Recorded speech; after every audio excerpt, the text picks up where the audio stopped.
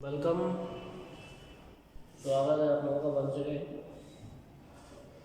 आज हम लोग पढ़ने वाले हैं एवोगाद्रो लॉ।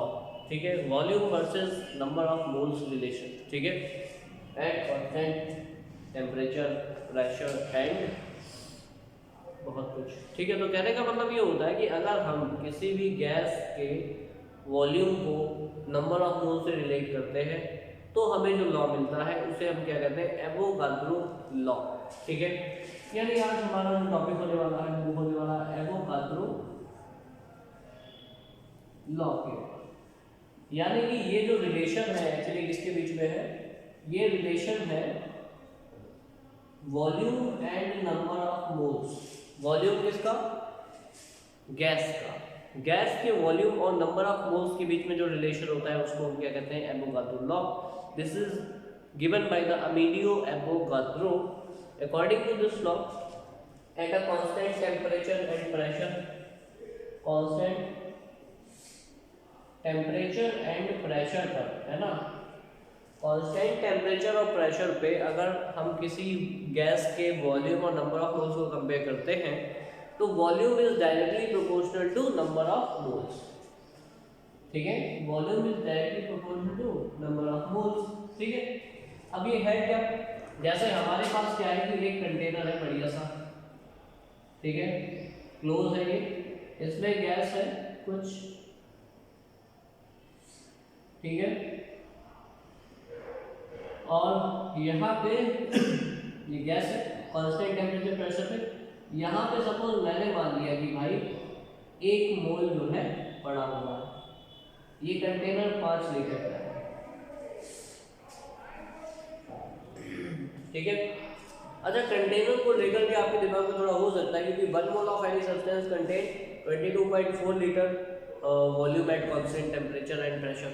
ठीक है, लेकिन हमने अगर मान लो दूसरा कंटेनर ले लिया तो इन्होंने ये बताया कि भाई अगर गैसेस का वॉल्यूम नंबर ऑफ मोल्स को बढ़ा दोगे, मान लो ये 1.5 मोल कर लिया, ठीक है, तो 1.5 मोल्स में पार्टिकल ज़्यादा होंगे, पार्टिकल ज़्यादा होंगे तो वॉल्यूम भी क्या होगा, ज़्यादा होगा। तो इसका मतलब इन्होंने ये कहा कि भाई जो है, जो नंबर ऑफ मोल्स होता है वो वॉल्यूम के डायरेक्टली प्रोपोर्शनल होता है। नंबर ऑफ मोल्स ज़्यादा होंगे तो वॉल्यूम क्या होगा, ज़्यादा होगा। ठीक है, जैसे कि 1 मोल में है तो 1 मोल में वॉल्यूम थोड़ा गैस का कम ऑक्यूपाई करेगा, अगर 1.5 मोल है तो ज़्यादा ऑक्यूपाई करेगा। एक पॉइंट और मैं आपको बता दे रहा हूँ, यहाँ पे मान लो कि 7 लीटर है, बट ये एक्चुअली मैंने डेटा ऐसे रफली लिखा हुआ है। ठीक है, 1 मोल किसी भी गैस का वॉल्यूम एट एसटीपी 22.4 लीटर होता है। इस चीज़ को हम कैसे कैलकुलेट करेंगे, जब हम आइडियल गैस इक्वेशन पढ़ लेंगे। ठीक है, तो यानी कि हमें पता है कि 1 मोल एट एसटीपी, ठीक है, अभी के लिए हम ऐसे ही पता कर सकते हैं क्योंकि अभी हम लोगों ने आइडियल गैस इक्वेशन नहीं पढ़ी है। 1 मोल एट एसटीपी जो वॉल्यूम होता है 22.4 लीटर होता है। ठीक है, ये हमने रफली डेटा ही बनाया हुआ है। इसके अकॉर्डिंग क्या कहता है, ये लॉ ये कहता है कि भाई जितने कम नंबर ऑफ मोल्स होंगे उतना कम वॉल्यूम, जितने ज़्यादा नंबर ऑफ मोल्स होंगे उतना ज़्यादा वॉल्यूम। क्यों? क्योंकि नंबर ऑफ मोल्स बढ़ने पर मॉलिक्यूल बढ़ेंगे और मॉलिक्यूल बढ़ेंगे तो ज़्यादा दूर तक फैलेंगे, जितनी ज़्यादा दूर तक फैलेंगे उतना ज़्यादा वॉल्यूम ऑक्यूपाई करेंगे। ठीक है, तो इसका मतलब क्या है, कहीं ना कहीं नंबर ऑफ मोल्स से पार्टिकल बढ़ रहे हैं, पार्टिकल बढ़ेगा तो स्प्रेडिंग यानी डिफ्यूजन ज़्यादा होगा, डिफ्यूजन ज़्यादा होगा तो वॉल्यूम भी ज़्यादा होगा। ठीक है, V प्रोपोर्शनल KT, ठीक है, यानी सॉरी N है यहाँ पे। तो अगर हम number of moles versus volume का ग्राफ खींचे,